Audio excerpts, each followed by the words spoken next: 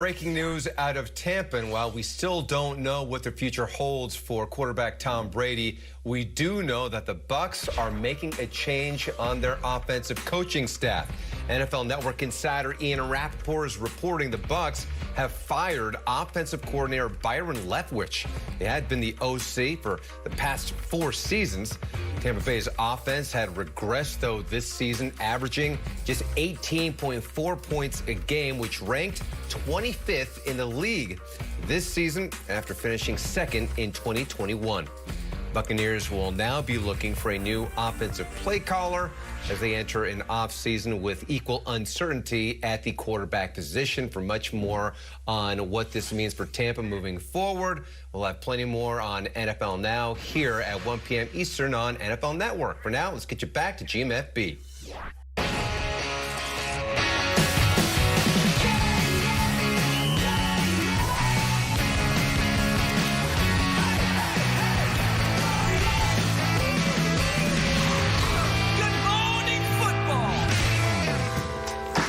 Yeah, good morning, football. We are presented by Old Trapper Beef Jerky live in New York City. It's Thursday, January 19th. I'm Jamie Erdahl. It's Peter Schrager, Kyle Brandt, and a Super Bowl champion to my left playing musical chairs all week long, Sean O'Hara.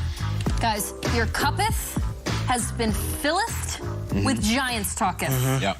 It was the first hour. We loved it, Giants, Eagles, but there are a few other teams to talk about. For example, the international series for next season was announced already. The 5 teams that'll play over there, AFC, Bills, Titans, Chiefs, Patriots, Jaguars. Let's stick with one of those teams to talk about in the 8A. Right. Lead block. Lead block. It's the Bills. We're going to talk about the Bills. Bills wide receiver Gabe Davis, a big part of Buffalo's wild card win over Miami. He had 6 catches, good for 113 yards, and put it in the tally column, a toe drag swag touchdown. Yesterday, he was asked what motivated him to put extra jugs work in after practice to get the job done.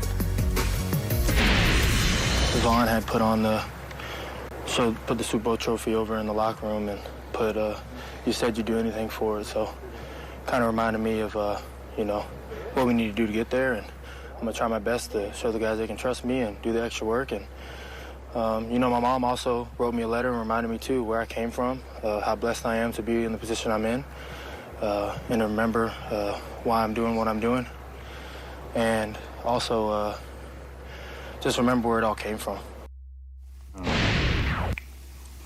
That's pretty cool. Von Miller was injured in December, yet his veteran presence and Super Bowl winning status still ever present in that locker room. Gabe Davis's quarterback, though, Josh Allen, for a few years now, he's been considered an elite quarterback, if not the best in the AFC. But he hasn't been able to get over that hump just yet because he's got to make it to the big game. What would a divisional win, inching 1 game closer to a Super Bowl, which would take a win on Sunday against the defending AFC champs, the Bengals, mean for one Josh Allen? Kyle, you talk to him every week. Yeah, this is a tricky question because I think he would almost have you believe that it would mean nothing, that my goal is to win a Super Bowl. I don't care about winning wild card rounds, divisional rounds. All it would mean is run to the next round, and he goes into that robot mode. I don't care if it's against the Bengals. I don't care if it's against the Chiefs. I don't care if it's against the Houston Texans. I just want to win the whole damn Super Bowl. This guy already has his speech planned. He has for years before they win the Super Bowl. He won't disclose what he's going to say, but he has the whole speech planned. He says, I've had it for a long time. He has this special bottle of bourbon in his bar at home that he's saving for after they win the Super Bowl. There's no bourbon or speech for the divisional round, for wild card round. He is a cyborg about that stuff. However, I do think when I started talking to him at the beginning of the season, I had this icebreaker where I set the table with him like, so instead of just trying to find out what other topics you don't like, tell me what topics we should just avoid. Let's just get it over. Put it on the table right now. He's like, oh, you know, I don't have too many bugaboos. And I'm like, oh, come on, you got to have something. He goes, well, you know. Reid. You do? Like, I think Andy Reid. I see that. I think Tom Selleck. I think Mike Holmgren. I think Andy Reid. It used to be Ditka. And now I think it's Reid. Yeah, it's moved on. But now it's like, it's Andy Reid. Yeah.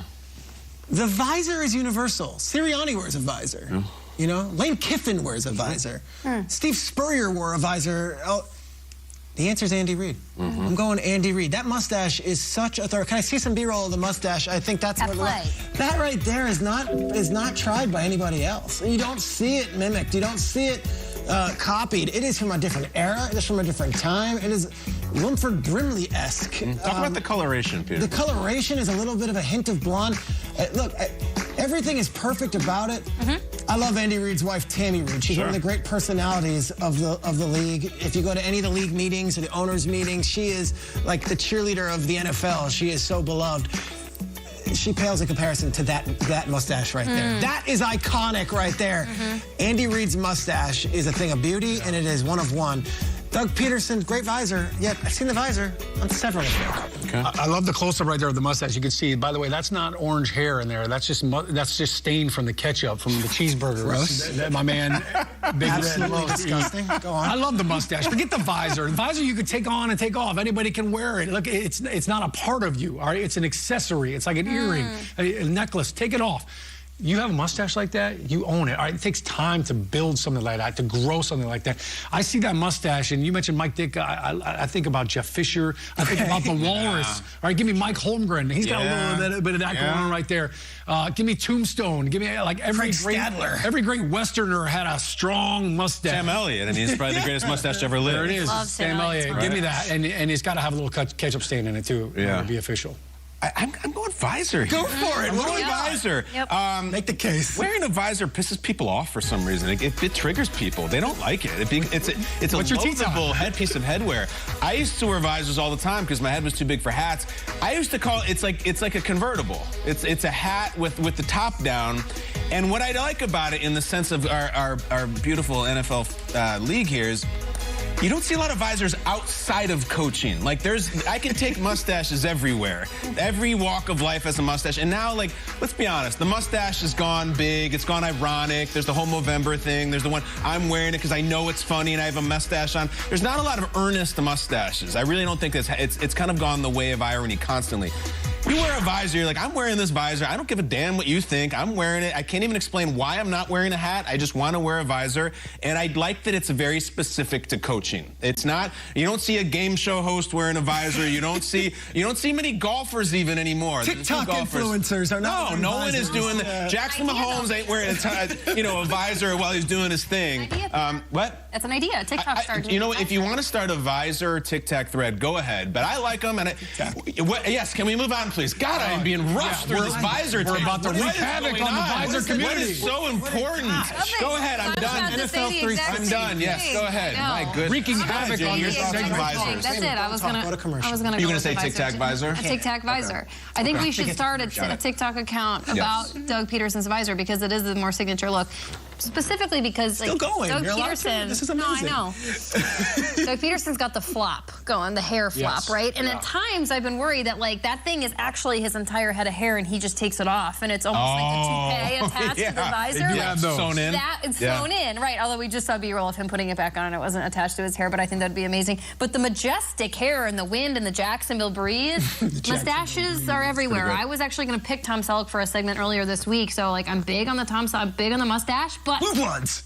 Blue Bloods, great. But he's on Friends too. But the visor. Please, Kyle, please tell us more about visors. No, I'm not. I think you're onto something though. For the Fred Taylor is joining us. The size of the head. Throw ahead at Kyle if you have to stop talking during Throwdown Thursday. Good. All right, rap discussion. Let's bump. And here, Asante Samuel, 58 interceptions in his career. It's amazing. We talk about one of the best interception guys in the entire history. Shregs, real quick, when we walked into the meeting on Wednesday, when we were playing against Asante Samuel, when he was with the Patriots, Kevin Gilbride said, don't even look his way. Like, we're not even going to throw that direction. You see him on the left, that's it. You're going to basically cut the field in half because he was that good. Great player. If he makes that catch in the Super Bowl, Sean, I don't know if you're here right now. All due respect. Yeah, I'm probably sitting on the couch with Big Earl McCracken. Maybe so. What do you got for me, Peter? In 1981, the Giants beat the Eagles 27-21 in the wild card round. Watch Lawrence Taylor here on special teams. Sure. Okay. This is Wally Henry returning it. And LT is on special teams causing a fumble. 56. You got LT, the greatest defensive player of all time. Yeah. He was young, he was a rookie, he was on special teams. Meanwhile, Scott Bruner had a day. Did he? Right before Phil Simms got in, Scott Bruner was the guy. Number 12, 3 touchdowns. The Giants go into the vet and beat the Eagles. Kyle, that day was January 11th, 1982. All right. The #1 song in America of January 1982 was Disco? A, Super Freak by Rick James. B, They Say These Are the Best. Styx. C, Physical by Olivia Newton-John. And D, Lady by the Commodores. All right, well, watching the physical video, I think that's when I became a man, so I think I was too young at this point. I don't think you say that about when you became a man, Kyle. Tony Braxton made you a Different kind of physical. Mariah Carey made you a And then I would regress, and then I become a man again. It's amazing. I mean, that video, that doesn't age that well, but all right, Peter, I'm just going to go. I remember when MC Hammer's Can't Touch This came out,